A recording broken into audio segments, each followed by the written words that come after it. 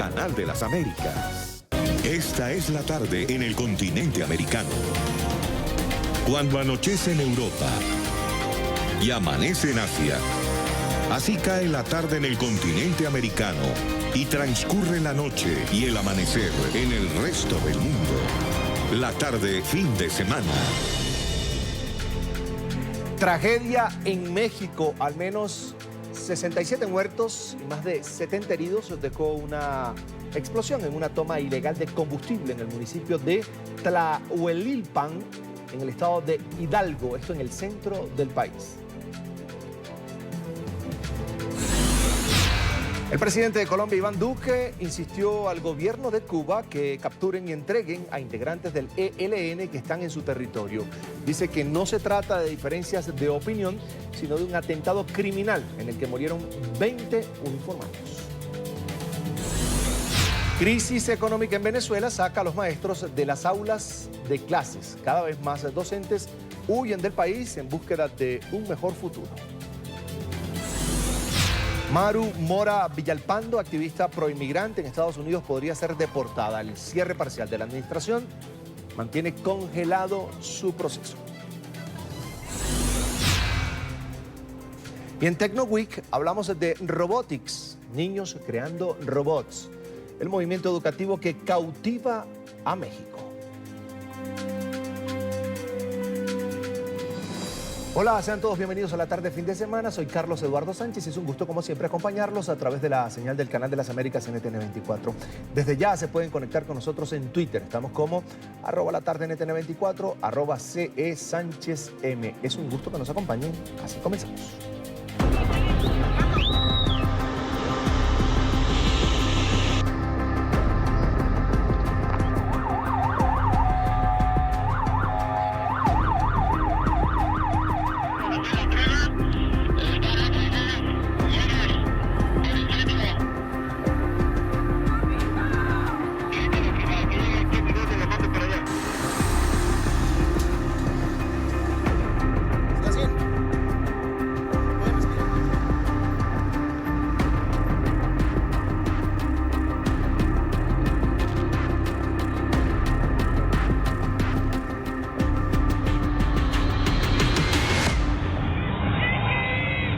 Tragedia en México, ya son 67 los muertos por una explosión en un ducto de la petrolera estatal Pemex en el centro del país. El estallido habría sido generado por una toma clandestina de combustible en la que cientos de personas hurtaban el hidrocarburo. Hasta el momento se reportan 76 personas heridas, entre ellas 8 menores de edad. La fuga del hidrocarburo inició a las 5 de la tarde en el municipio de Tlahuelilpan, Hidalgo, en el centro del país. El derramamiento del combustible ocurrió en una zona aledaña a la refinería estatal. Alrededor de 1000 personas se acercaron para recoger el líquido acumulado en zanjas. En pimpinas y diferentes garrafones almacenaban la gasolina sin medir las consecuencias ante la presencia de policías y militares. Sobre las 7 de la noche ocurrió la explosión que sorprendió a los ciudadanos. Informar a los familiares de las víctimas que todo el gobierno está con ellos. A la zona llegó personal de seguridad pública, defensa civil y bomberos. Las llamas se extendieron a lo largo del terreno. La desesperación se apoderó del lugar y las víctimas pedían ayuda. ¡Revuélcate, güey! ¡Revuélcate, nada más! Las llamas dejaron graves quemaduras en 76 heridos que son atendidos en centros asistenciales de la zona. El presidente de México aseguró que su gobierno continuará combatiendo el robo de combustible. La trágica explosión enluta al país. Muchos se sintieron pánico al no tener noticias de sus familiares, mientras que en medio del dolor, otros culparon a las autoridades por la falta de medidas para, según ellos, evitar este tipo de hechos. La que parecía una noche tranquila dio un triste giro cuando ocurrió la explosión. Empecé a ver las noticias y también vi que había mucha gente ahí alrededor. Entonces la verdad sí me puse muy mal, muy mal. Rápidamente los residentes cercanos a la refinería buscaron noticias de sus familiares que trabajaban en el lugar. Comencé a ver las noticias, me subí a mi azotea, y justamente cuando explotó, así que yo vi cuando explotó y todo eso, entonces me preocupé y marqué a mi papá. Los ciudadanos buscan una explicación. Algunos culpan a la delincuencia común que se dedica al hurto de gasolina. Como siempre, la rapiña, desgraciadamente así es, y pues sabemos los peligros que corremos. Otros señalaron a las autoridades. Que yo creo que estas vidas se hubieran evitado si ellos hubieran hecho su labor para retirarlos y no dejarlos acercar. Ellos nunca hicieron nada. Las fuerzas del orden rechazaron las acusaciones. Es sumamente difícil poder contener 25 hombres a 600, 800 personas. Pues no puede haber un esfuerzo para buscar detenerlos. Nunca lo van a lograr. Y más si están convencidos los pobladores de querer ir por el producto. Y esta mañana en rueda de prensa el presidente Andrés Manuel López Obrador advirtió que no harán uso de la violencia para seguir llevando a cabo este plan contra el robo de combustible en el país. Nosotros no vamos a apagar el fuego con el fuego. No vamos a enfrentar la violencia con la violencia. No se puede enfrentar el mal con el mal. Eso está demostrado. Eso no es solución. El mal hay que enfrentarlo haciendo el bien. Por eso, la decisión que se ha tomado en este caso y en todo lo que tiene que ver con la política de seguridad es atender primero las causas que originan los hechos ilícitos. Esto no es un asunto policíaco, militar, no se resuelve con medidas coercitivas.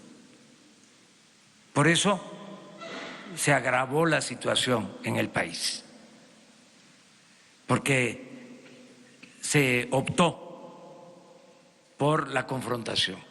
Desde hace 15 días el desabastecimiento de gasolina en México ha producido largas filas a las que se ven sometidos los ciudadanos para obtener el combustible. Esto tras la implementación precisamente de medidas de control como el cierre de algunos ductos por parte del gobierno del presidente Andrés Manuel López Obrador para combatir el robo de gasolina. El llamado huachicoleo, término coloquial utilizado en México para esta situación y en el cual se ven involucrados organizaciones criminales, funcionarios incluso de Pemex, empresarios, militares y personas que deliberadamente compran gasolina robada a precios más bajos. Aquí está el punto de partida de esta tragedia de hoy en el estado de Hidalgo, en México.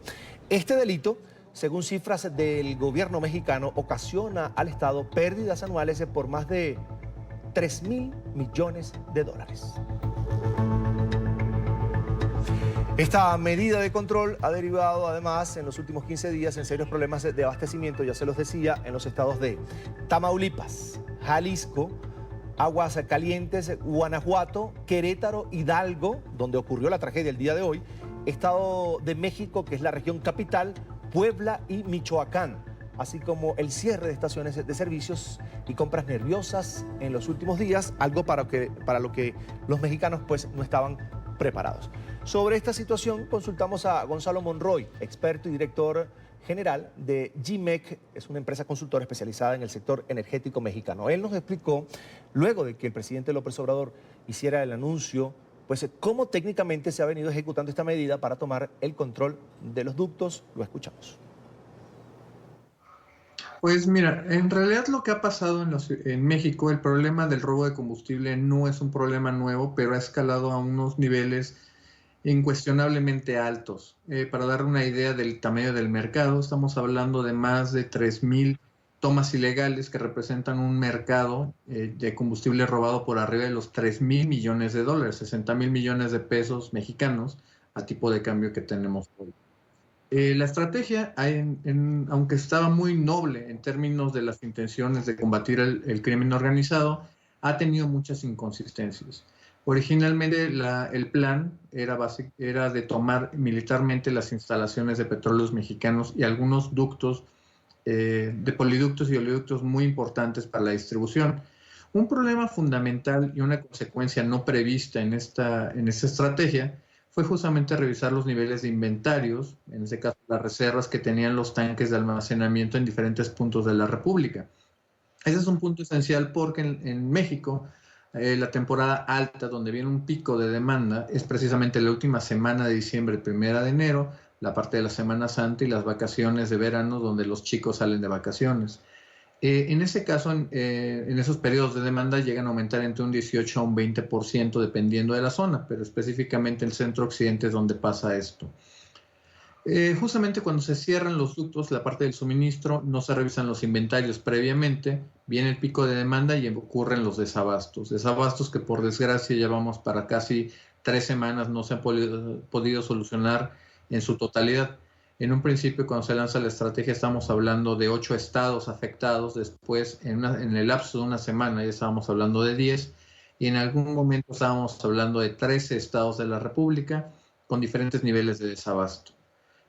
Justamente se empiezan a dar algunos avances en términos del nivel de penetración del crimen organizado en las instalaciones de Petróleos Mexicanos, la paraestatal mexicana, y se muestran el grado de avance y de descomposición del interior. En el caso más visible que ha dado el presidente López Obrador, había incluso una manguera conectada desde dentro de la refinería de Salamanca, en el centro del país, conectada a un depósito ilegal para venta posterior de combustible robado. Todo esto, a final de cuentas, mostró una debilidad estructural de la logística mexicana. Para dar un ejemplo al público colombiano, México solamente cuenta con 3 días de almacenamiento de combustibles. Si por alguna razón, como ha ocurrido anteriormente en temblores que han dejado fuera de circulación las refinerías mexicanas, tenemos justamente importaciones de hasta 85% de nuestro combustible. Para dar una idea del mercado, México consume en términos de gasolina cerca de 880,000 barriles diarios de gasolina. Esto, a final de cuentas, se ha tenido que cubrir principalmente con importaciones. Las 6 refinerías que tiene el Sistema Nacional de Refinación han mostrado una debilidad estructural muy baja. Al día de hoy, en este momento, estamos operando solamente con 2 de esas 6 refinerías. Una de ellas, la refinería de Madero, lleva sin operar desde finales de octubre. Esta medida, aplicada en México, de alguna manera ha generado pánico en la población, entre los ciudadanos. Algunos dicen que el gobierno no la socializó. Esto nos dijo el señor Monroy. Eso es precisamente un fenómeno muy interesante de cómo fue el contagio del combustible, en este caso del desabasto. Específicamente cuando sale de circulación la refinería de Salamanca, que cubre la parte de los estados de Jalisco, de Michoacán y de Guanajuato, el oeste de Guanajuato, se empieza justamente a generar ese desabasto local.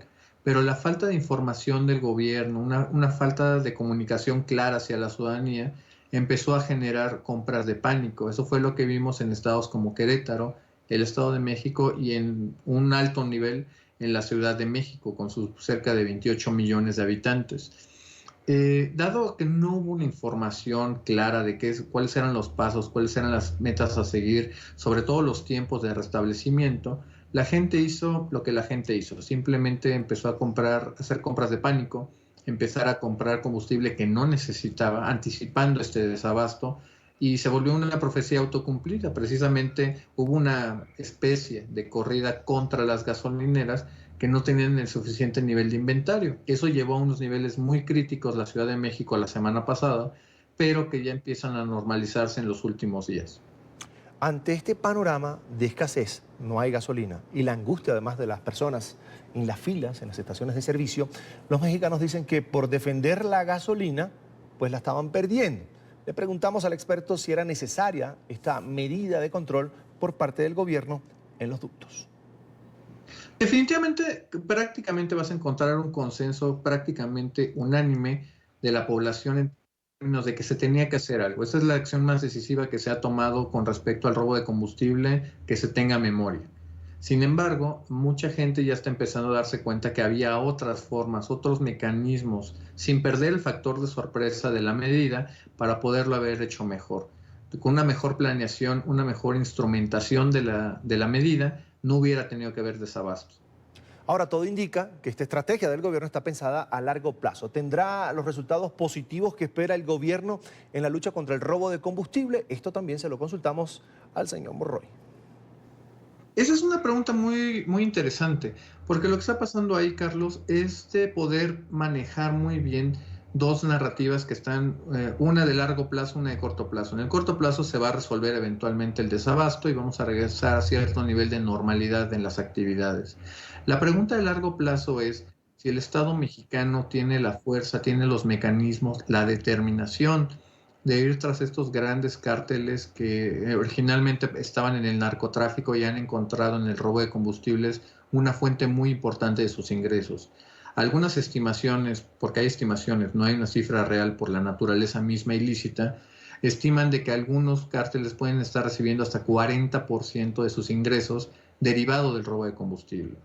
La estrategia al día de hoy, manejarla, por ejemplo, con pipas, pues eventualmente está resultando de muy corto plazo. ¿Y a qué me refiero? Ya empiezan a aparecer algunos reportes en diferentes puntos de la República, en los lugares afectados, de que algunas pipas se las han empezado a robar. Afortunadamente no le ha pasado nada a los conductores, simplemente los dejan a un lado de la carretera y no se vuelve a saber de la pipa o de los trailers. Eventualmente regresaremos a los ductos. La medida es altamente costosa y tiene una erosión de las finanzas públicas muy acelerada. Regresaremos a los ductos, pero si no hay una lucha de largo plazo para erradicar el crimen organizado en México, con las consecuencias sociales y de vidas humanas que eso tiene, pues simplemente van a regresar eventualmente a perforar los ductos y a continuar todo esto. De ser ese el caso, las medidas de desabasto que estamos viendo ahorita, pues habrán sido totalmente en vano. Ahora, otra cosa que se preguntan los mexicanos, ¿es suficiente lo planeado por el gobierno de AMLO para llevar la gasolina a las diferentes regiones del país? Lo ha hecho a través de camiones cisternas. Esto nos dijo Gonzalo Monroy, experto y director general de GIMEC, empresa consultora especializada en el sector energético mexicano. Lo escuchamos. No, ese es un gran problema. Ahorita hemos empezado a sentir una presión menor en toda la parte del centro de México, la Ciudad de México y sus alrededores, y se empieza a estabilizar en ese caso el suministro. Pero el problema es de que hasta el día de hoy, dada la falta de información gubernamental, no existe un plan coordinado, estructurado para llevar de manera consistente y costo eficiente los combustibles al centro del país y sobre todo a la región del occidente, que es donde más hace falta. Para ponerlo en términos palpables, la ciudad de Jalisco, en este caso el estado de Jalisco, la ciudad de Guadalajara, la tercera más grande del país, lleva al día de hoy 14 días sin tener combustible. Lo cierto es que, y lamentablemente, por supuesto, por esta situación del robo de combustible, México vive hoy un luto, más de 60 personas fallecidas y más de 70 heridas. Lamentable.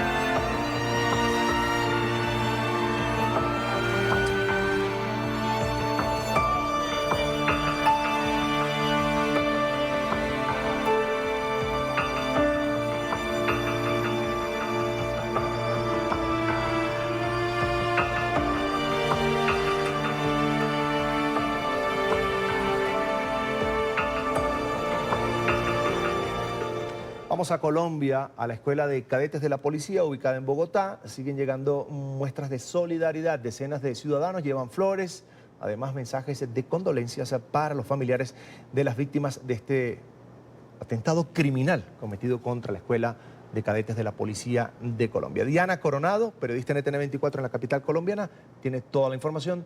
Diana, te escuchamos. Hola, ¿qué tal? Muy buenas tardes. Así es, pero permítame hacerles un breve recuento. El día de ayer, el presidente de la República, a través de una locución presidencial, exigió a la Fiscalía General de la Nación que se reactivara la orden de captura contra los 10 líderes o 10 cabecillas del ELN que estaban en la mesa de diálogo en Cuba. De inmediato, a través de su red social Twitter, el canciller de Cuba dijo que se va a ceñir bajo los protocolos que en este momento estaban establecidos y firmados. A lo que el presidente de la República, Iván Duque, les respondió de inmediato y les exigió que necesitan que se les entregue o que regresen a Colombia los 10 cabecillas. Lo que se presentó esta semana no es una diferencia, no es la ruptura de ningún diálogo, porque nosotros no habíamos hecho presencia en esa mesa esperando que liberaran los secuestrados y que cesaran los ataques terroristas. Lo que se presentó no fue una diferencia de opinión, lo que se presentó fue un acto criminal violador de los derechos humanos y ningún acto de esa naturaleza amerita ningún protocolo que evite que se haga justicia. Por eso le pedimos a ese gobierno que entregue a esos criminales para que se haga justicia. Desde el momento que se conoció este atentado terrorista, a los colombianos, los capitalinos, todas aquellas personas que desean rechazar este acto de violencia, han venido aquí, enfrente de las instalaciones de la Escuela de Cadetes General Santander. Permítame leerles un mensaje. Dios está con nosotros, descansen en paz. No queremos que se repita esta historia que ya hemos vivido. Son algunos de los mensajes que aquí, enfrente de las instalaciones de la escuela, se leen. Claveles blancos, rosas blancas, luz en señal de vida para acompañar a los familiares de las 20 víctimas que cobró este atentado terrorista, este carro bomba que fue puesto dentro de las instalaciones. Permítame hablar con algunas de las personas que se ha acercado aquí. Mi señor, ¿cómo es su nombre? Carlos Alberto. ¿Cuál es el mensaje que usted quiere enviarle en este momento a los familiares? Bueno, yo les quiero mandar el mensaje a los familiares de que oren mucho por sus hijos que han perdido la vida acá, por este señor que vino y atentó contra la vida de todos estos cadetes, que el Señor y el Espíritu Santo los ilumine y los ayude, y por los que quedaron vivos, pues que oren también por sus compañeros. Esto es todo. Muchísimas gracias. Son los distintos mensajes. Recordemos que en el día de mañana va a haber una manifestación convocada por la ciudadanía donde, al parecer o hasta el momento, ha confirmado el presidente de la República, el ministro de Defensa, la cúpula militar. Minutos después, a través de su red social, el ministro de Defensa, Guillermo Botero, también anunció que habrá una Eucaristía en el centro de Bogotá. Todas las personas que deseen acercarse y enviar su mensaje de condolencia estarán bienvenidas. Nosotros estaremos atentos al desarrollo de esta noticia. Por el momento es la información que les podemos brindar desde la capital colombiana. Diana Coronado, NTN 24, muy buenas tardes. Gracias, Diana Coronado, en la capital colombiana. Y nos acompaña a esta hora Rafael Nieto Loaiza, abogado, ex viceministro del Interior y Justicia de Colombia. Doctor Loaiza, ya lo veo en pantalla. Bienvenido nuevamente a la tarde, fin de semana. Carlos Eduardo, muy buenas tardes para usted y para todos los televidentes. Es un gusto, bienvenido. Doctor, más que como experto, como colombiano, ¿qué le pareció la respuesta de Cuba a la petición que hace Colombia para que capturen a estos mandos del ELN? Lamentable y esperable. Lamentable porque uno quisiera que las autoridades cubanas hicieran un gesto de colaboración en la lucha contra el terrorismo, que es de lo que se trata en este caso, y enviaran a los responsables de semejante crimen al territorio colombiano. Esperable porque Cuba ha sido durante muchísimos años lugar de albergue de los terroristas de los más distintos colores ideológicos, todos por supuesto comunistas, entre ellos el Ejército de Liberación Nacional. De manera que las simpatías del gobierno cubano están con el ELN, no están con Colombia ni con la ciudadanía colombiana, y por tanto uno sabía que era de esperar una respuesta como la cubana, pero no deja de ser muy triste. Si se mantiene esa posición, el gobierno de Cuba, el régimen de Cuba dice que se mantiene apegado al estricto contenido de lo pactado en los protocolos para el diálogo y que hay un protocolo incluso para la ruptura. Pero el presidente Iván Duque lo decía, no se trata de una ruptura, se trata de un ataque criminal que cobró la vida de 20 uniformados colombianos y además de una persona extranjera que estaba estudiando allí en la Escuela de Policía de Colombia. De mantenerse esa posición, ¿debe el gobierno o debería el gobierno de Iván Duque tomar otras acciones en el plano diplomático, tal vez romper relaciones con Cuba? Carlos Eduardo, uno lo primero que tendría que decir es que ese protocolo se debía aplicar si hubiesen negociaciones, que no las había. Y además tendría que aplicarse en el caso de que simplemente terminaran las negociaciones. Pero aquí no estamos frente a esa hipótesis. Aquí estamos frente a un acto criminal terrorista donde se asesinan 21 jóvenes, 20 colombianos y un extranjero, muchachos todos inocentes, absolutamente desprotegidos, y me parece que la respuesta no puede ser entonces la aplicación de un protocolo en unas circunstancias y en unas condiciones que no cabe. Aquí hay que actuar de manera contundente y lo que se requiere es cooperación internacional por parte del gobierno cubano. Si no colaboran, me parece que el gobierno nacional de Colombia tiene que pensar otras alternativas, subiendo el nivel de presión sobre el gobierno cubano y déjeme agregar, sobre el gobierno venezolano, donde también hay presencia de terroristas del ELN, y si no hay respuesta adecuada, evaluar otras posibles alternativas de carácter diplomático, como pueden ser, evidentemente, la ruptura de relaciones diplomáticas. No lo hizo el presidente Nicolás Maduro, o quien en este momento ostenta la presidencia de Venezuela, sino que lo hizo el número 2 del chavismo, del Partido Socialista Unido de Venezuela, Diosdado Cabello. De alguna manera se burló de esa versión que ofrecieron desde Colombia sobre la situación que hay en la frontera. El paso prácticamente libre que tienen elementos del ELN hacia Colombia desde Venezuela y la posible caza de operaciones que tendrían del lado venezolano. ¿Esto también es algo para analizar y para responder con contundencia por parte del gobierno de Iván Duque? Así es, Colombia está sufriendo una migración masiva de venezolanos que salen del país hermano o por hambre o por persecución política. Esa migración masiva ya empieza a ser insoportable para la población colombiana y para el Estado, es sumamente costosa, acceden a servicios públicos sin ningún otro requisito, sin aportar. Evidentemente Colombia tiene un deber humanitario de recibir esos refugiados, pero no puede ser sin duda una situación permanente y que se prolongue sin fin en el tiempo, primero. Y segundo, en territorio venezolano, con auspicio, con protección, con tolerancia del gobierno venezolano, operan bandas criminales vinculadas con el narcotráfico, disidencias de las FARC y, en este caso, para lo que nos importa, terroristas del ELN. Ese espacio de refugio y ese apoyo de Venezuela a estos grupos armados delincuenciales tiene que cesar, y para eso es indispensable la cooperación entre las autoridades colombianas y venezolanas. Aquí no cabe burla, aquí tenemos una situación de una enorme gravedad, y lo que resulta indispensable es que más allá de las simpatías ideológicas o de las antipatías personales que pueda haber entre los presidentes de uno y otro país, entre las autoridades de uno y otro país, haya un ejercicio dirigido a la lucha contra el terrorismo y a la cooperación en la lucha contra el terrorismo. Eso es lo que esperamos de Cuba y de Venezuela. Doctor, ahora hablemos de la respuesta del gobierno hasta ahora a este atentado. ¿Era lo que tocaba, lo que ha dicho el presidente Iván Duque, mano dura, unidad de civiles, incluso de militares? Yo creo que era indispensable alejar cualquier posibilidad de diálogo en este momento con el ELN. No hay ningún espacio para tal cosa, ni dentro de la opinión pública, ni dentro de la dirigencia del gobierno colombiano.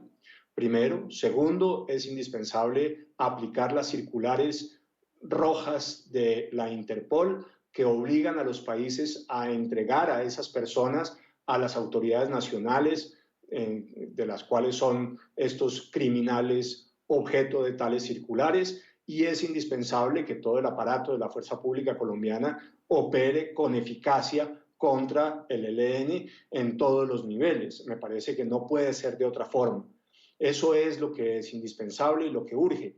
Ahora, yo creo que hay que ir un poco más allá. Yo creo que el gobierno colombiano tiene que aumentar la presión, insisto, sobre Venezuela y Cuba. Me parece que el gobierno colombiano tiene que reconstruir los aparatos de inteligencia que quedaron prácticamente desmantelados en los últimos años del gobierno Santos. Me parece que el gobierno colombiano tiene que reactivar las redes de cooperación ciudadana que habían operado durante la administración del presidente Uribe y los primeros años de la administración del presidente Santos, y que también se desmantelaron del todo y que son indispensables en la lucha tanto contra la insurgencia como contra el terrorismo.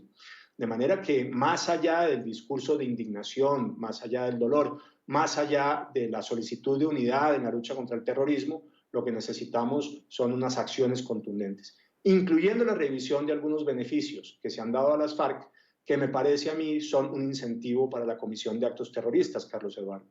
Porque hay que recordar que los responsables de las FARC de atentados parecidos al de estos días contra la escuela de policía, y voy a nombrar dos, por ejemplo, el atentado contra la iglesia de Bojayá en el Chocó, donde murieron muchísimos civiles inermes bajo las bombas de las FARC, los responsables del ataque al Club Social El Nogal, donde murieron también más de medio centenar de personas y hubo centenares de heridos, hoy están libres, no están cumpliendo ninguna pena, ni siquiera alternativa, y algunos de ellos están en el Congreso de la República. Y ese es un mensaje de impunidad. Y supongo yo, de alguna manera afecta la decisión del ELN, que pensará que ellos también, más temprano o más tarde, pueden ser objeto de decisiones por parte del Estado colombiano, donde ataques como el de esta semana queden en la impunidad. Una vez, doctor Nieto, que el gobierno de Iván Duque levanta al equipo del gobierno de la mesa de diálogos con el ELN, de alguna manera se confió, tomando en cuenta que era un gobierno que venía llegando y un paquete y unas primeras conversaciones que no fueron dentro de ese gobierno, ¿se confió mucho? Creo que hay que reconocer que el presidente Duque no tenía manera de conocer previamente el estado en el cual se encontraban las fuerzas militares y la policía.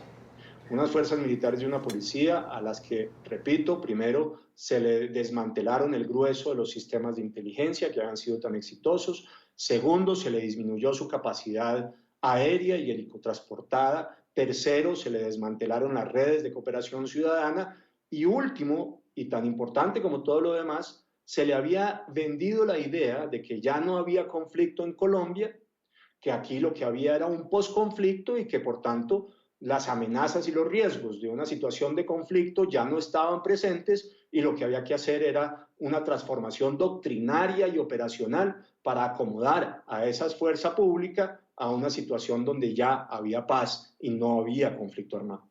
El presidente Duque no podía saberlo y lo que se encuentra es una fuerza pública relajada, una fuerza pública sin vocación, sin ganas de luchar, porque no tenía sentido, no había con quién. Aquí estábamos aparente, supuestamente, en una situación de paz, ya no había conflicto armado. Pero esa no es la realidad. Me parece que esto, por supuesto, es un golpe durísimo que nos despierta a todos y que nos muestra que más allá del discurso, todavía hay un conflicto en Colombia, todavía operan grupos terroristas financiados por el narcotráfico y que tenemos el deber de trabajar hacia adelante para neutralizar esas amenazas y esos riesgos. Y que para eso el presidente Duque tiene que fortalecer a la fuerza pública, devolverle capacidades y entrar a fondo en el respeto del derecho, por supuesto, y el derecho a los derechos humanos y el derecho internacional humanitario a neutralizar esas organizaciones armadas y terroristas.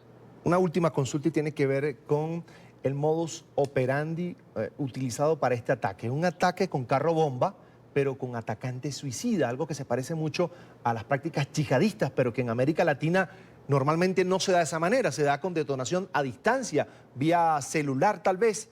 ¿Esto no le preocupa? Carlos Eduardo, yo no tengo, por lo menos en la memoria, un antecedente en América Latina de un ataque suicida. Si este fuera el caso, en mi opinión, ha de ser el primero.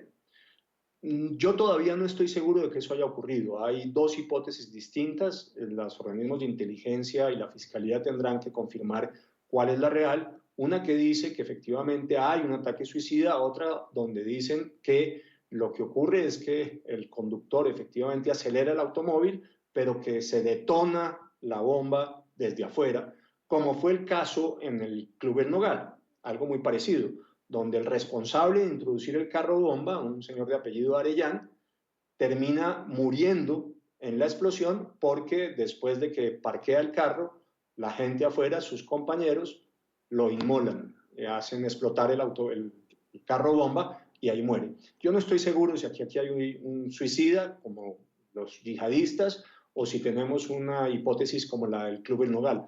Me parece que hay que resolverlo. Pero si fuera la hipótesis de los suicidas, sin duda la ecuación de riesgo y de vulnerabilidad aumenta de manera sustantiva. Habría un efecto de imitación, un copycat que se usa como expresión en términos de seguridad, que es sumamente grave y que presenta sin duda nuevos desafíos. Quiero agradecer a Rafael Nieto Loaiza, abogado, ex viceministro del Interior y Justicia de Colombia, por estos minutos para la tarde de fin de semana. Doctor, como siempre es un gusto. Hasta la próxima. A usted, muchas gracias. Un placer.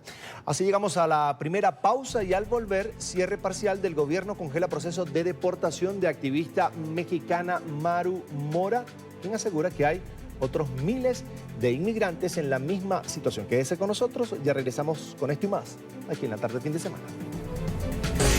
Ya regresamos con la tarde fin de semana. De fin de semana. Ya estamos de vuelta con más de la tarde fin de semana. Este sábado, Washington y otras ciudades de la Unión Americana son escenario de la tercera edición de la Marcha de las Mujeres, un movimiento que nació como rechazo a la victoria de Donald Trump en las elecciones presidenciales del 2016. NTN 24 está en el lugar de la noticia con Carolina Valladares. Carolina, buenas tardes. ¿Qué tal? Buenas tardes. Desde Washington estamos justo en el corazón de esta marcha, aquí en esta tarima detrás de nosotros. Ahí ven, comenzaron ya los pronunciamientos, discursos de las personas invitadas a este gran evento aquí en la capital de los Estados Unidos. Hasta 175 organizaciones se han sumado en el día de hoy a esta convocatoria que tiene sus réplicas en todas las mayores ciudades del país. Entre los invitados, personas del mundo de las artes, entre ellas actrices.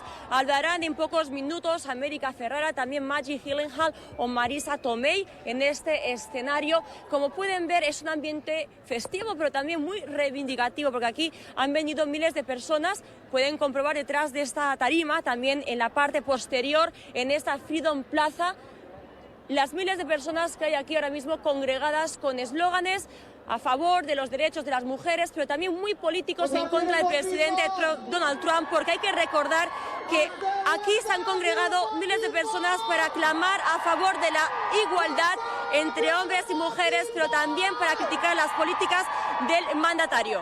Estamos aquí porque es importante que hablemos y escuchemos los temas que son importantes para las mujeres y para nuestras familias. Por mucho tiempo han silenciado nuestras voces y es importante que nosotros hablamos de los temas que impactan a nuestro género.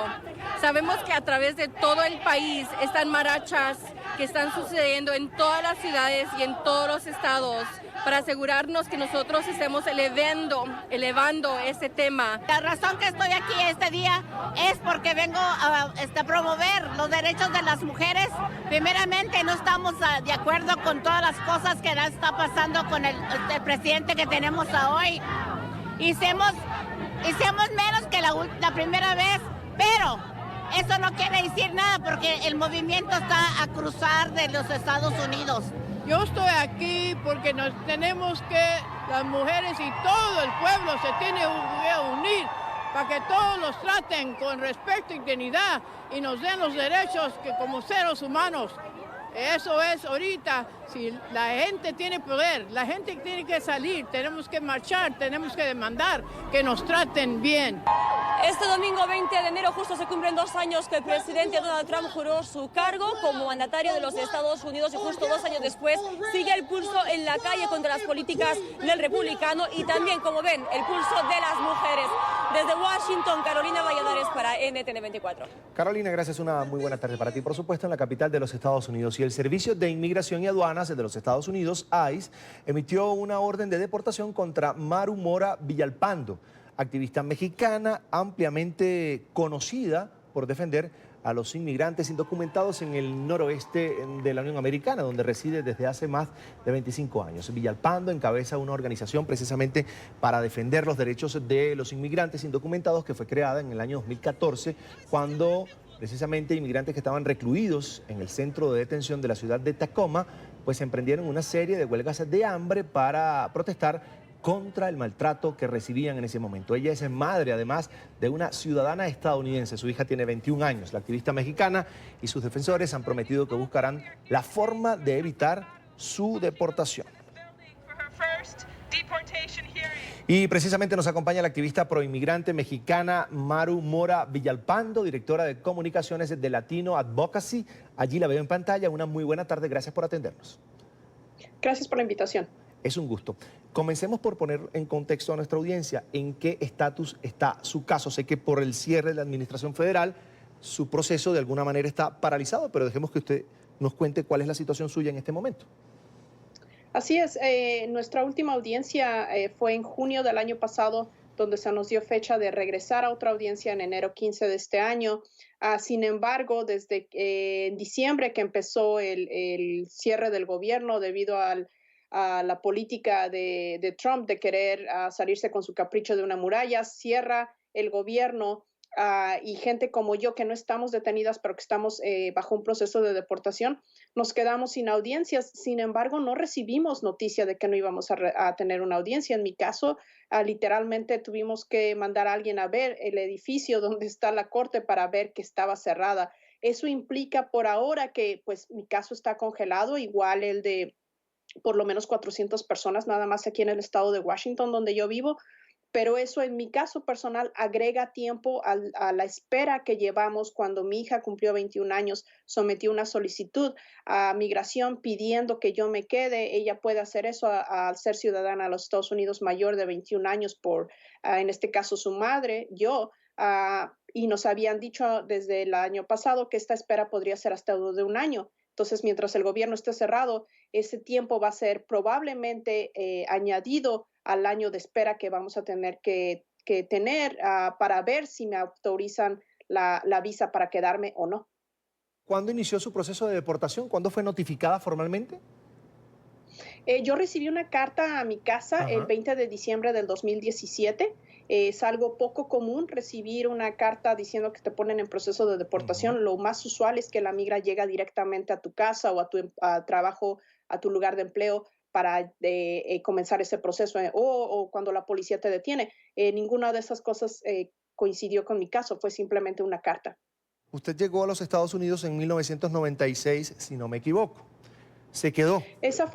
Sí, esa fue la última vez que vine. Yo venía constantemente con mi visa de turista desde hace años atrás. A partir de esa última vez que entré, que venía otra vez como turista, pensaba quedarme aquí nada más un tiempo.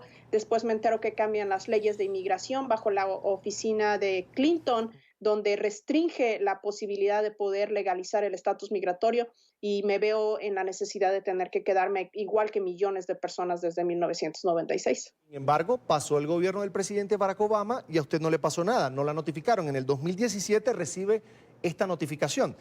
¿Cree usted que este es un pase de factura de la administración Trump por lo que usted hace, defender a los inmigrantes indocumentados? Así es, yo tengo trabajando por mi comunidad desde hace muchísimos años. Salí públicamente como indocumentada en el 2014 con una acción contra el centro de detención en Tacoma, Washington. Hicimos una desobediencia civil, tuvimos muchas coberturas de medios. Me convertí en la vocera de la gente detenida en el centro de detención que hace huelgas de hambre. Sin embargo, no es hasta el 2017 que la administración de Trump decide usar a su policía secreta, es decir, ICE o la migra, como nosotros le llamamos por acá, que deciden ponerme en proceso de deportación, mientras no lo hicieron desde el 2014, que sabían que yo era indocumentada y hacía este tipo de trabajo. Ahora, como está, en este momento usted tiene un proceso en una corte, hasta que la corte no dé el visto bueno, no pueden deportarla. Así es, hasta que la corte no determine que yo soy deportable, no deben de deportarme. Sin embargo, ICE o la migra tiene la autoridad para decidir si me quieren poner en detención o no. Hasta hoy día yo soy la única de todos los activistas que están bajo proceso de deportación que no ha sido detenida. ¿Y usted no tiene ninguna falta al conducir, no tiene ninguna cuenta pendiente? Es decir, no hay motivos menores para que de allí el gobierno de Estados Unidos o un juez se afinque, se apoye para de alguna manera justificar su deportación. Así es, eso es lo que decíamos, que a pesar de que la migra sabía de mí, es más, yo he estado en reuniones con ICE y con el Departamento de la Seguridad de la Patria con respecto a las detenciones de inmigrantes, con respecto a las terribles condiciones de vida que tiene la gente en centros de detención. Nunca he tenido ninguno de esas situaciones que usualmente son las que generan un proceso de deportación. Es más, la migra cuando mandó un documento al juez determinando por qué me querían empezar este proceso de deportación, por cierto, el documento que no me quisieron dar a mí, tuvimos que hacer un proceso aparte para que nos dieran el documento, indica la migra misma que ellos me ponen en proceso de deportación porque me quedé de mi visa de 1996 y que estoy muy involucrada en actividades en contra de ICE y en favor de mi comunidad latina. Y esas son las razones por las que ellos dicen yo debo de ser puesta en proceso de deportación. Por ejemplo, ¿la vinculan de alguna manera con el Partido Demócrata? No, pero sí son bien claros en que hago trabajo en contra de ICE y hago trabajo pro a mi comunidad latina. Ahora, quería preguntarle, ese procedimiento, esa solicitud que hace su hija, tiene 21 años, es ciudadana estadounidense, en medio de este proceso judicial que ya marcha en su contra, que es la decisión que debería tomar la Corte, que ahora mismo está el gobierno, la administración cerrada, pues si la Corte también está paralizada, choca con algún extremo de la ley, es decir, sus asesores legales, ¿qué le dicen? ¿Es posible ese camino, esa vía para quedarse en los Estados Unidos? Esa es la vía única que existe en casos como el mío. Ellos dicen que la posibilidad de que me autorizan es muy alta porque yo cumplo con todos los requisitos. Sin embargo, siempre depende de lo que ellos quieran hacer. Acabamos de ver hace unos días que salió el caso de un ciudadano de Estados Unidos, veterano de guerra, que fue detenido por ICE y lo querían deportar a fuerzas, ¿no? Hasta que lograron su equipo legal demostrar que era un ciudadano. Ese es un ejemplo de tanta autoridad que tiene la migración, tantos problemas que hay en este sistema de inmigración, que en mi caso soy una de millones que pues en este momento tuvo que esperar hasta que mi hija cumpliera 21 años para someter una solicitud, pero aún así la determinación está en manos de ellos. Ellos pueden decir que no y aunque yo tenga todos los requisitos, podrían negarme el ajustar mi estatus a un estatus autorizado. Señora Maru, ¿usted trabaja, aparte del trabajo social, tiene un trabajo formal, es decir, donde recibe ingresos para mantenerse y para poder vivir en los Estados Unidos? No, usualmente yo lo que hago es que hago contratos a través de Latino Advocacy con otras organizaciones. No me contratan a mí porque pues no pueden, porque no tengo papeles, pero sí pueden contratar al servicio de consultoría que damos. Entonces, de ahí es donde vienen los ingresos. Lamentablemente, desde el año pasado yo no he podido salir a buscar ese tipo de contratos debido a todo este trabajo que me llegó extra, ¿no? De ponerme en proceso de deportación. Sin embargo, pues hemos vivido de las donaciones de la gente. La gente acá en Estados Unidos y en muchos otros países han salido a nuestro favor, nos han dado suficientes donaciones para mantener nuestro trabajo todavía constante. Y pues ni modo, vamos a seguir de esa manera. Para nosotros esta es una prioridad. La idea de Latino Advocacy cuando lo creamos fue precisamente nada más sostener lo más básico de nuestros gastos para poder hacer el resto del trabajo voluntario, porque nadie paga para que salgas a pelear por tu gente y no esperamos pago para eso. Así que así vamos a continuar, aunque sea que vivamos ahorita de la caridad, pero nuestra prioridad es seguir peleando para que no haya más gente detenida ni deportada en este país. Usted es una señora decente que trabaja por su comunidad, que sin duda no representa un peligro para la Unión Americana, para los Estados Unidos. Quería preguntarle cómo se cuida de esa política migratoria tan dura del presidente Donald Trump, del trabajo que hace ICE para evitar precisamente que en cualquier momento no la capturen y la deporten. Bueno, esa es precisamente la fórmula que hemos usado, es que trabajamos en equipo y hacemos comunidad, ¿verdad? Somos gente del pueblo que representa al pueblo y trabaja para el pueblo.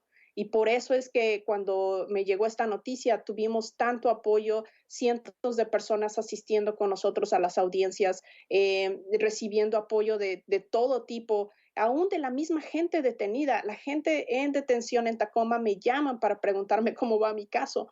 Entonces, esa es la fórmula. Para nosotros es el haber salido públicos, el defendernos unos a otros, el estar en solidaridad, crear comunidad. Sabemos que escondiéndonos y teniendo miedo, solamente le ayudamos más a la migra a que acelere ese proceso de deportación. Cuando salimos y decimos, no vamos a tener miedo y vamos a ir en contra de este proceso injusto, es realmente la única manera en que nos podemos proteger unos a otros. Y ojalá, por supuesto, señora Maru, que todo salga muy bien. Es Maru Mora Villalpando, inmigrante mexicana, defensora de los inmigrantes indocumentados en los Estados Unidos, además es directora de comunicaciones de Latino Advocacy. Quiero agradecerle que haya compartido estos minutos con nosotros aquí en NTN 24. Que todo salga bien.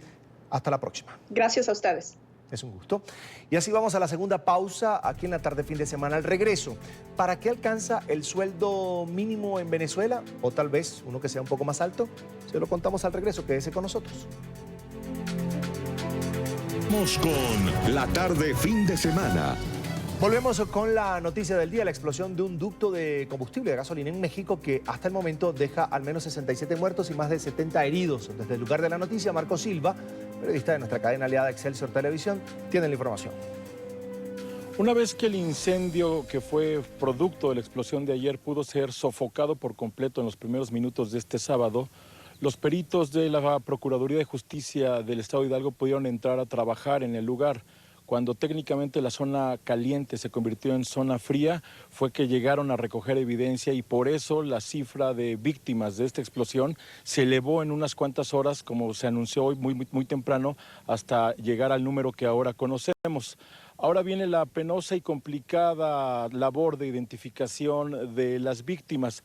El gobierno de Hidalgo ha ofrecido a la gente de esta comunidad que se ha dejado venir a este lugar desde muy temprana hora y en un buen número, que la entrega de los restos mortales de las personas que aquí perdieron la vida se hará con la mayor celeridad posible.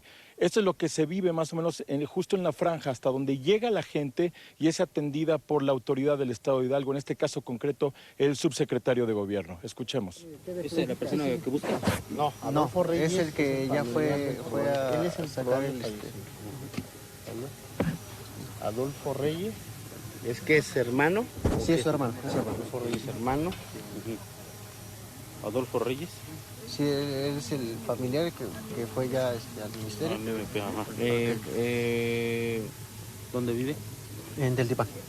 El gobierno estatal, el gobierno de Hidalgo ha dispuesto a través de su página electrónica la información respecto a los desaparecidos, los heridos y dónde están los heridos, de tal manera que quienes estén interesados en obtener esta información pueden acudir a esta dirección electrónica y quienes estén en el lugar, aquí en la comunidad, el Centro Cultural del municipio también tiene esa información, porque insisto, en este momento lo que continúa, lo que viene, digamos, a ser la prioridad tanto de la autoridad como de la autoridad local, como de la gente que está aquí, es la identificación de las víctimas y la ubicación de los heridos.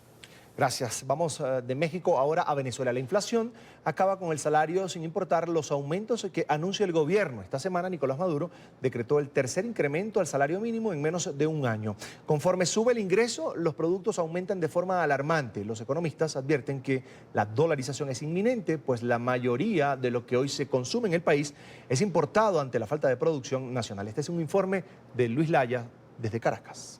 Estos reales que tengo aquí hoy en día, estos reales que tú me ves aquí presente, estos reales, no canten ni para comprar un pan. No canten ni para comprar un pan. En Venezuela, desde el pasado mes de agosto hasta enero de 2019, Nicolás Maduro aumentó el salario 3 veces. Primero 1.800 bolívares, lo que equivalía a $30, luego a 4.500 bolívares y ahora a 18.000, lo que tan solo es equivalente a $6. En vez de soluciones, esto ha traído problemas a los ciudadanos. La crisis empeora. Eso no alcanza para nada. Un carrón de huevo ahí amaneció en 4.500 bolívares. ¿De qué sirve un sueldo de eso? De nada. La estamos pasando mal. Imagínate, no puedes comprar comida, medicinas, no puedes pagar servicios, no puedes pagar el colegio de los niños, el transporte, ¿no? Creo que cada día es más cuesta arriba. No importa en cuánto nos sube el sueldo, porque lo importante no es eso. Lo importante es lo que está pasando en el país. Los economistas explican que el Bolívar ha perdido la batalla contra la inflación. Ningún aumento será suficiente mientras no haya producción. Los trabajadores les están aumentando el salario, pero fíjense, en menos de 4 meses se llevó el salario de 1.800 a 18.000, de agosto a diciembre. ¿Okay? Un poder adquisitivo que tenía ese salario de 1.800 en el mes de agosto no se compara con el poder adquisitivo que puedan tener los 18.000 bolívares el día de hoy. Todo lo contrario, el mes de agosto eran $30, hoy son 6. Señalan que esto ha llevado a que el consumo esté dolarizado. La gran mayoría de lo que se consume en el país es importado. No hay producción nacional. Lo que se consume aquí se importa. Entonces, esa es una realidad con la que estamos viviendo frente a un gobierno que acabó con el aparato productivo, que expropió más de 6 millones de hectáreas de tierra, que expropió más de 1.000 empresas en producción. Esto lleva a que, por ejemplo, un cartón de huevos que en diciembre costaba 4.500 bolívares se consiga hasta en 8.000. O un kilo de queso que estaba en 3.000 a 4.000, ahora se ubique cerca de los 8 o 9.000 bolívares, mientras que la carne pasa los 10.000 por kilo. Se ve muy poco ahorita en la mesa de la gente humilde, por lo menos como yo. Pues a veces uno podrá comprarlo una vez al mes, si acaso. La inflación se refleja en todos los rubros. Los medicamentos no escapan a esta debacle. Ahorita acabamos de gastar nada más en la farmacia 26.000 soberanos en 2 pastillas. Esto ha llevado al fenómeno de la dolarización. En Venezuela casi cualquier cosa se puede comprar en divisas. La dolarización está acelerándose, hasta los limpiabotas van a cobrar en dólares en Venezuela. No va a dolarizar oficialmente, se está dolarizando de hecho, no de derecho. Y el escenario se repite con los maestros en Venezuela, quienes en la actualidad protestan por salarios justos y otras reivindicaciones laborales. Y no me quiero ir. Yo quiero un sueldo digno para quedarme en mi país. Los maestros en Venezuela protestan por mejores salarios y respeto a sus contratos colectivos, mientras la respuesta del gobierno es represión. Somos docentes, no somos delincuentes. En esta semana, los maestros de la Claudio han tenido que trabajar bajo presencia policíaca. La policía ha estado aquí, al igual que fiscales, levantando procedimientos administrativos, levantando actas para enviar a la zona educativa, amedrentando a nuestros maestros. Pero ¿quién cuida la integridad de los niños el día que la policía entró ahí? ¿Con qué respuesta nos salió de la directora? Que ellos eran los hijos de los profesores, también son niños y también tienen derechos. Señalan que además los directores de las instituciones y las autoridades los amenazan con quitarles sus beneficios, incluso las misiones a las que pertenecen. Nos dijeron que nos iban a sancionar con quitarnos la bolsa. Nos dijeron que iban a averiguar si estábamos estudiando en alguna misión para sancionarnos también por allí. Ya basta de eso. Nosotros no estamos pendientes si son políticos o no. Nosotros lo que queremos es que nos reivindiquen el salario. Que supuestamente el que esté de acuerdo a este paro, su cédula de identidad está en el Ministerio de Educación. No tenemos derecho a protestar. Denuncian que quienes dirigen el sector educativo han politizado el tema. Les alegan que por órdenes superiores deben incluir en las discusiones a colectivos, esto con ganas de amedrentar. Nos encontramos abordados con VC y pare de contar. Yo personalmente le hice saber que eso era netamente laboral, docente, directivo, y ella me dijo que eran lineamientos del Ministerio de Educación. Sin embargo, el ministro de Educación, Aristóbulo Isturiz, aseguró en una entrevista al canal del Estado que ya tienen un acuerdo salarial con los docentes. Allí entra el personal administrativo y entra el personal obrero. ¿Y los jubilados? Nosotros no podemos hacer, y los jubilados, nosotros no podemos hacer discriminación entre ningún sector. La particularidad de este acuerdo es que no reconocen las escalas salariales, tal como estaba establecido en los contratos colectivos. Porque aquí no se trata de que yo estudié y tú no estudiaste. Ese no es el problema. Profesor, no claro que hay que reconocer el esfuerzo que se haga, pero nosotros no podemos... Mira, que si la brecha es muy corta, esa es una posición que no se puede admitírsela a nadie. Ojalá pudiéramos ganar todos lo mismo. Esto es calificado por los maestros como un abuso. Aseguran, no respetan su preparación. ¿Con qué ganas uno se sigue superando si sabe que va a ganar lo mismo que cualquier otra persona? Nosotros somos formadores hasta de los propios policías. Un policía está ganando hasta 3 sueldos mínimos. ¿Por qué yo, que soy formadora de esos futuros policías, no puedo ganar lo mismo? Los trabajadores exigieron al Ministerio de Salud que sea respetado lo que firmaron en años anteriores, su contrato colectivo. Indicaron al ministro de Educación, Aristóbulo Isturiz, que no están dispuestos a ganar lo mismo. Desde Caracas, Venezuela, para NTN 24, Luis Alejandro Laya. Y a esta hora habla el presidente de los Estados Unidos, Donald Trump. Lo escuchamos. Familia, les dije que la belleza y la majestuosidad de la ciudadanía es que no tiene distinto alguno de clase, de fe, de género o de contexto. Todo estadounidense, ya sea de primera generación o de 10ª generación, están unidos en el amor y la lealtad, la amistad y el afecto.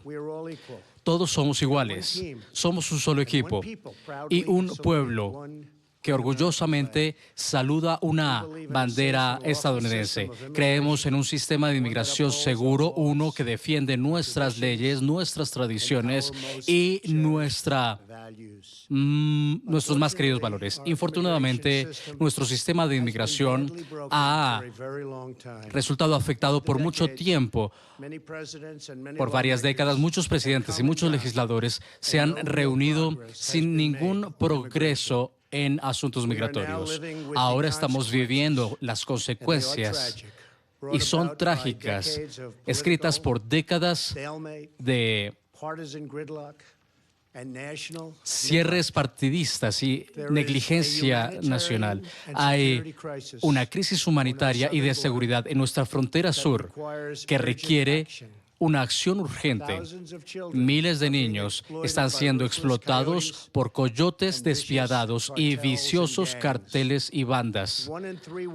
1 de cada 3 mujeres es violentada sexualmente en su peligrosa jornada hacia el norte. Muchas amorosas madres ceden a sus hijas en su gran viaje hacia Estados Unidos y toman medicamentos porque saben que pueden ser violadas o asaltadas sexualmente. Casi 50 migrantes al día están siendo referidos a atención médica urgente. Vastas cantidades de narcóticos letales están irrumpiendo en nuestra frontera y en nuestras comunidades, incluyendo metanfetamina, cocaína.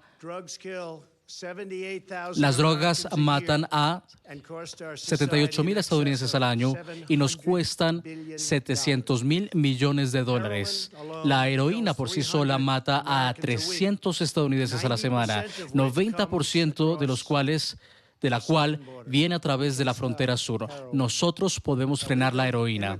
La inmigración ilegal reduce los salarios y restringe los servicios sociales, los servicios públicos. La falta de control fronterizo le da una puerta abierta, una puerta muy amplia a los criminales y miembros de bandas criminales para que entren a los Estados Unidos, incluyendo los indocumentados criminales que asesinaron a un valiente funcionario policial en California, solo un día después de Navidad.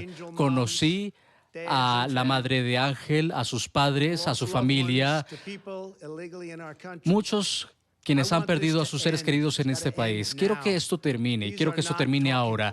Estos no son puntos de habladuría, son las realidades que hieren a nuestros ciudadanos, a nuestros preciosos seres humanos cada día en ambos lados de la frontera. Como candidato a la presidencia, yo prometí que arreglaría esta crisis y busco mantener esa promesa de una u otra forma. Nuestro sistema migratorio debe ser asunto de orgullo, no una fuente de vergüenza como lo es en todo el mundo. Nuestro sistema de inmigración debe ser la envidia del mundo, no un símbolo de diferencias y mal funcionamiento. Las buenas noticias son que estos problemas todos pueden resolverse, pero solo si nosotros tenemos la valentía política de hacer lo que es justo y lo que es correcto. Ambas partes en Washington simplemente deben unirse, escucharse, dejar sus armaduras, construir confianza, avanzar y encontrar soluciones. Es tiempo de reclamar nuestro futuro de las voces extremistas que temen el compromiso y exigen fronteras abiertas, que significa que irrumpan las drogas a nuestro país, el tráfico humano y mucho crimen. Es por eso que estoy aquí para romper la lógica y ofrecerle al Congreso un camino para terminar con el cierre de la administración y resolver la crisis en la frontera sur. Si nosotros somos exitosos en este esfuerzo, nosotros entonces tendremos la mejor oportunidad en mucho tiempo de conseguir una reforma bipartidista en inmigración, y no parará aquí, seguirá hasta que nosotros lo hagamos todo. La propuesta que subrayo hoy está basada primero y más importante nuestros agentes fronterizos y expertos en la frontera. Ellos saben lo que están haciendo. Es una respuesta compasiva a la tragedia en desarrollo en nuestra frontera sur. En semanas recientes, nosotros hemos conocido a muchos legisladores demócratas para escuchar sus ideas, sus sugerencias, incorporando las prioridades de miembros de alto rango. Y esperamos que ellos ofrezcan su apoyo entusiasta, y creo que muchos lo harán. Este es un compromiso de sentido común que ambos partidos deberían aceptar. El radicalismo no puede controlar nuestra frontera. Nunca dejaré que eso pase. Las reglas no son inmorales, de hecho, son lo opuesto a lo inmoral, porque salvarán muchas vidas y frenarán a las drogas para que no entren a nuestro país. Nuestro plan incluye lo siguiente: $800 millones en asistencia humanitaria, $850 millones para detección de droga en materia tecnológica, para ayudar a fortalecer nuestros puertos, y 275,000 profesionales en frontera. Nuevo equipo judicial para reducir casi 900,000 casos represados en materia judicial. Sin embargo, todo este concepto de juicios para cualquiera que pise nuestro país de manera ilegal todo esto debe ser cambiado por el Congreso. No es sostenible, es ridículo. Muy pocos lugares en el mundo considerarían siquiera una pesadilla tan imposible. Nuestro plan incluye medidas importantes para proteger a niños migrantes de la explotación y del abuso. Esto incluye un nuevo sistema para permitir a menores centroamericanos aplicar para el asilo en sus países de origen y una reforma para promover la reunificación familiar para niños no acompañados, miles de los cuales aparecieron en nuestra frontera para físicamente asegurar nuestra frontera. El plan incluye $5.700 millones para un despliegue estratégico de barreras físicas o un muro. Esto no es una estructura de 2.000 millas de mar a mar. Son barreras de acero en locaciones de alta prioridad. Mucha parte de la frontera está protegida por barreras naturales. Nosotros ya tenemos muchas millas de barreras, incluyendo 115 millas que estamos actualmente construyendo o están en contratación y se cumplirá de manera rápida. Nuestro requerimiento agregará otras 230 millas en áreas en las que los agentes más lo necesitan y tendrá un gran impacto. Si nosotros construimos una barrera poderosa en nuestra frontera sur, la tasa de crimen y los problemas de la droga en nuestro país serán rápidamente reducidas. Algunos podrían decir que incluso a la mitad, porque estos criminales, estos narcotraficantes, estas bandas no frenan en nuestra frontera, la permean y pasan por nuestro país y terminan en lugares donde menos se les espera. Pasan por todo nuestro país. Una barrera de acero nos ayudará a frenar la inmigración ilegal mientras dirigimos el comercio, seguramente a través de nuestros puertos de entrada. Muchas de estas ideas en seguridad han sido propuestas por demócratas y todas han sido apoyadas por demócratas en el pasado, incluyendo una barrera física, un muro o una valla. Además, para construir una reforma de inmigración llena de confianza, hay otros elementos en mi plan. Primero, 3 años de alivio legislativo para 700,000 beneficiarios de DACA que fueron traídos por sus padres hace muchos años. Esta extensión les dará acceso a trabajos laborales, seguridad social y protección de la deportación, mucho más importante. En segundo lugar, nuestra propuesta entrega una extensión de 3 años para estatus de protección temporal o TPS. Esto significa que 300,000 inmigrantes cuyo estatus enfrenta la expiración tendrán 3 años más de certeza para que el Congreso pueda trabajar en un acuerdo de inmigración mucho más amplio, que todo el mundo quiere, tanto republicanos como demócratas. Y nuestros granjeros no se verán afectados por la entrada legal y regulada, que será fácil y consistente.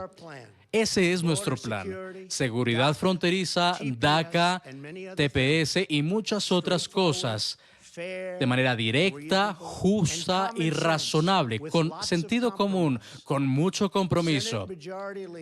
El líder de la mayoría en el Senado, Mitch McConnell, ha prometido llevar este proyecto a la votación esta semana en el Senado estadounidense. Nuestra propuesta no busca resolver todos nuestros retos en materia migratoria. Este plan resuelve la crisis inmediata, y es una horrenda crisis, y es una crisis humanitaria como quizá nunca hemos visto en nuestro país, y ofrece un alivio humanitario, entrega verdadera seguridad fronteriza y reabre inmediatamente nuestro gobierno federal. Si nosotros somos exitosos en este esfuerzo, entonces nosotros podremos empezar el proyecto fronterizo de rehacer nuestro sistema migratorio para el siglo XXI. Una vez que el gobierno esté abierto y nosotros hemos hecho un compromiso con la seguridad fronteriza y la reforma migratoria empiece a ser una realidad, planeo tener reuniones periódicas bipartidistas para tener un producto grandioso, terminado, del que podamos estar todos orgullosos, que solucione nuestro problema migratorio. Les puedo prometer esto, sea lo que sea, nunca olvidaré que mi primera responsabilidad y mi lealtad está con ustedes, el pueblo estadounidense. Cualquier reforma que nosotros hagamos a nuestro sistema migratorio será diseñada para mejorar sus vidas, hacer a sus comunidades más seguras y hacer a nuestro país mucho más próspero y seguro para las generaciones futuras. Gracias y Dios bendiga a Estados Unidos. Gracias. Pronunciamiento del presidente de los Estados Unidos, Donald Trump, sobre la llegada de migrantes centroamericanos a la frontera sur, que es la frontera con México. Por supuesto, ante este o en medio de este cierre parcial de la administración federal, que ya casi cumple un mes, y en medio de las críticas que hace a la frontera abierta, que es la política que él de alguna manera acusa a los demócratas de ser los responsables, el presidente Donald Trump tiene una nueva propuesta para los demócratas en el Congreso. Recordemos que todo este juego del presupuesto de los Estados Unidos está trancado precisamente por las diferencias entre el presidente Donald Trump y los demócratas que ahora dominan la Cámara Baja del Congreso de los Estados Unidos. La nueva propuesta del presidente Donald Trump, que ha dicho el líder de la mayoría republicana en el Senado presentar esta semana: $800 millones para asistencia humanitaria, $850 millones para fortalecer los sistemas de detección de drogas, precisamente en los puntos de frontera, un plan amplio para que niños se puedan aplicar para asilo desde sus países en Centroamérica. Y ha dicho el presidente Donald Trump que dentro de estos $5.700 millones que está solicitando, propone construir una barrera poderosa en la frontera para que la tasa de crimen sea reducida, una barrera de acero. Ha vuelto a hablar el día de hoy de una barrera de acero que pueda permitirle a las autoridades de la Unión Americana frenar la migración ilegal.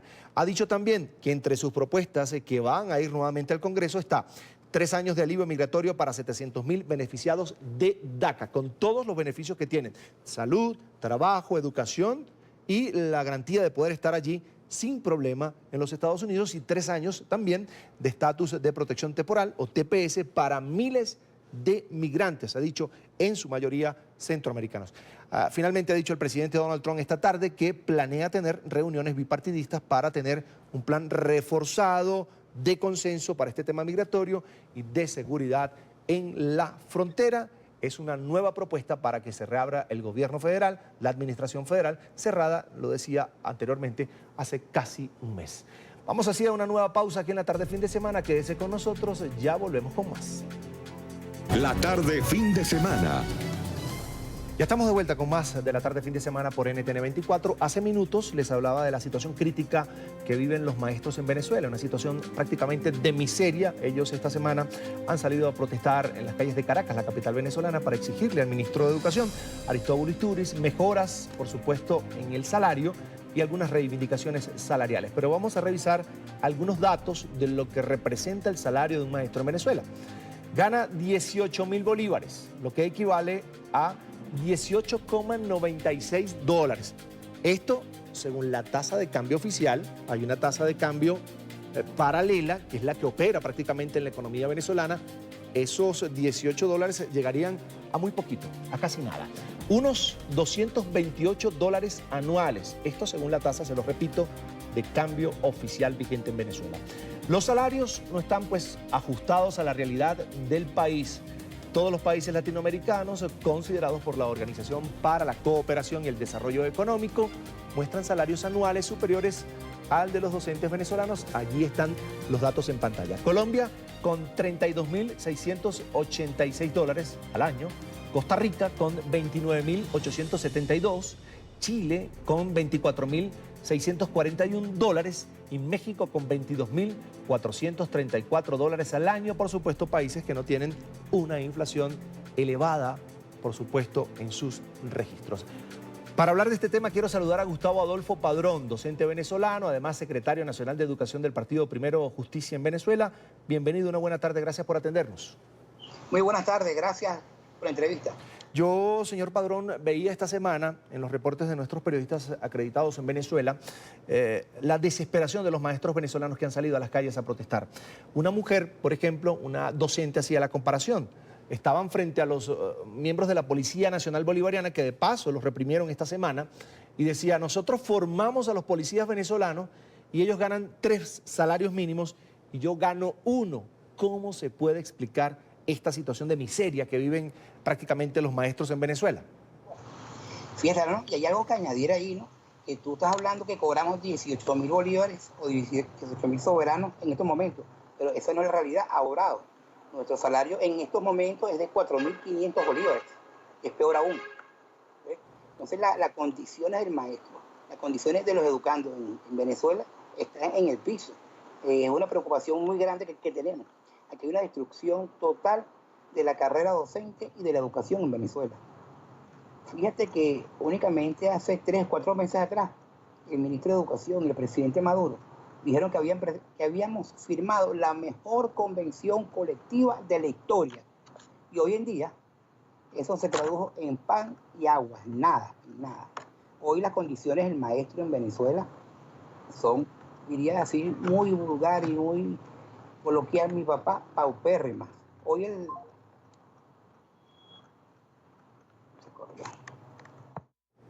Bien, estamos conversando con Gustavo Adolfo Padrón, es un docente venezolano, además secretario nacional de Educación del partido opositor Primero Justicia, sobre la realidad de los maestros en Venezuela. Allí tienen esas imágenes que han sido de las protestas esta semana, incluso con algunos alumnos han salido a las calles a reclamar la reivindicación, por supuesto, del salario, que es el ingreso principal de un educador. Muchos de ellos, muchas veces, solo tienen un solo trabajo. Es decir, decía el profesor Padrón que el salario actual del venezolano en general y también de los maestros, más allá de que formen a las nuevas generaciones, es de 4.500 bolívares, algo que no se compara, por supuesto, y no supera la realidad económica del país. Recordemos que Venezuela vive una inflación millonaria. Seguimos con Gustavo Adolfo Padrón, ¿me escucha? Están en el piso. Para un maestro, un educador, simplemente trasladarse de su casa al trabajo, al colegio, cuesta muchísimo. A veces tiene que caminar 1, 2, 3, 5, 10 kilómetros simplemente para llegar al trabajo. Luego llega a la escuela y en la escuela no están las condiciones para trabajar, ¿no? Muchas veces en los salones de clases de nuestra Venezuela no hay luz. Simplemente trabajamos con la luz del ambiente, con la luz que entra por la ventana. Los baños no funcionan, no hay agua. Hay escuelas donde tienen más de 1 año donde no saben lo que es que salga una gota de agua por un grifo. Es decir, algo tan elemental como el agua no lo tenemos. Y eso sin hablar del salario. Lo más triste para nosotros, que siempre hay que colocar en primer lugar, es cómo están nuestros educandos, cómo están nuestros estudiantes. Nuestros estudiantes se están desmayando del hambre. En muchas ocasiones, simplemente por no haber programas de alimentación escolar, simplemente no asisten a la escuela.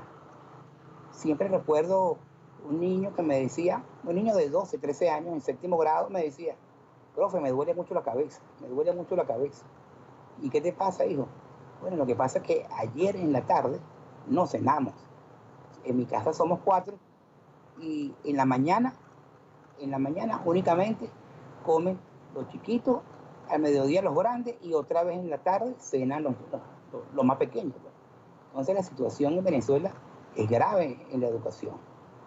Padrón, quería preguntarle también pues, en medio de toda esta situación que usted me está narrando, un estudiante que le dice al profesor, me duele la cabeza del hambre, ¿cómo va a aprender? Ahora, quería preguntarle por el abandono escolar. Me imagino que en medio de esta situación de crisis que vive Venezuela, se ha incrementado este fenómeno.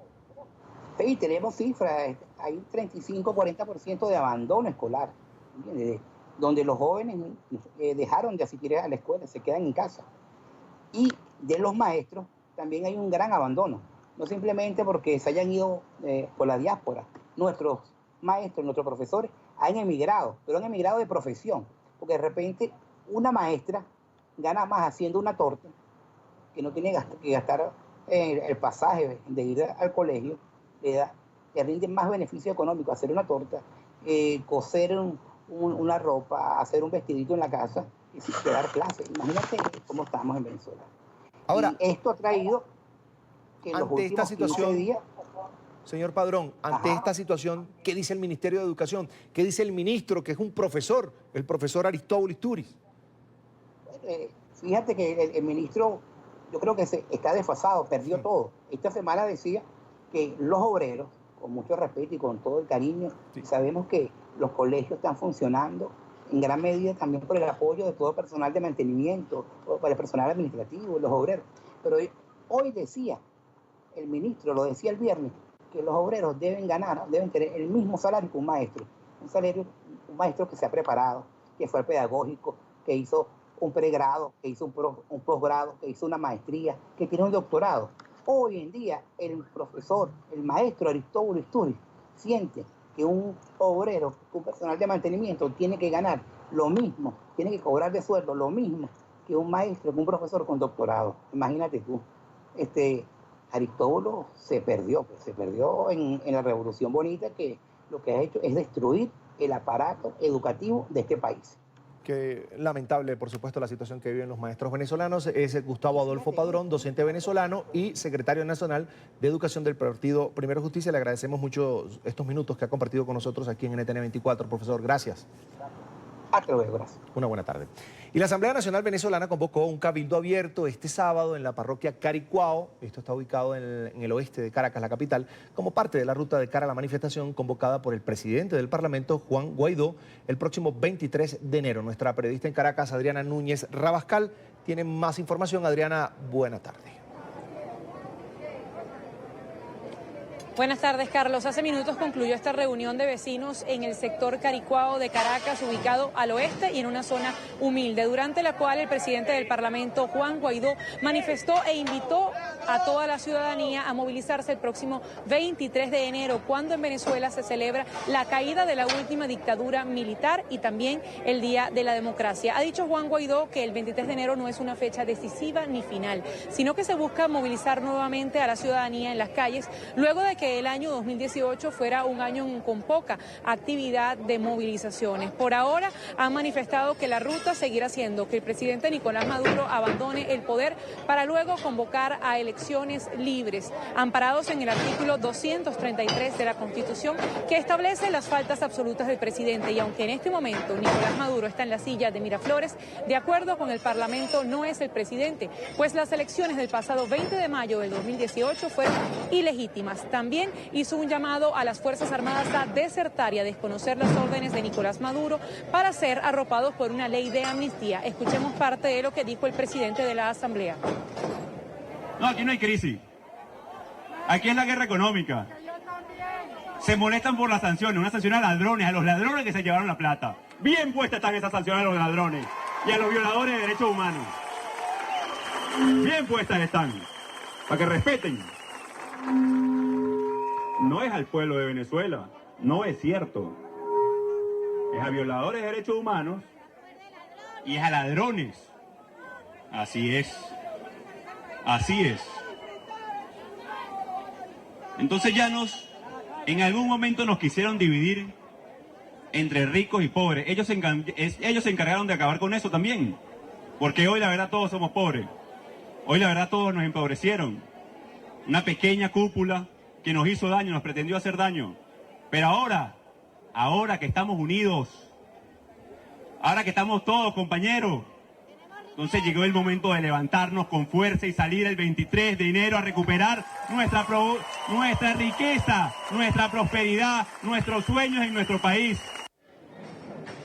El presidente del Parlamento, Juan Guaidó, también respondió a las acusaciones hechas por el titular de la constituyente chavista, Diosdado Cabello, quien manifestó que los agentes del Servicio Bolivariano de Inteligencia, que lo detuvieron por alrededor de 40 minutos cuando se trasladaba desde Caracas hasta una reunión de ciudadanos en La Guaira, al norte de Venezuela, fueron pagados. La defensa habría sido pagada por Juan Guaidó. Juan Guaidó desestimó este argumento y dijo que la movilización del próximo 23 de enero será anunciada la ruta entre domingo y lunes. Se conocerá cuáles van a ser los pasos y las ciudades a tomar ese día 23 de enero. Carlos.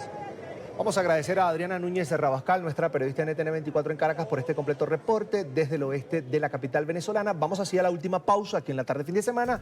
Ya volvemos con Tecnoweek.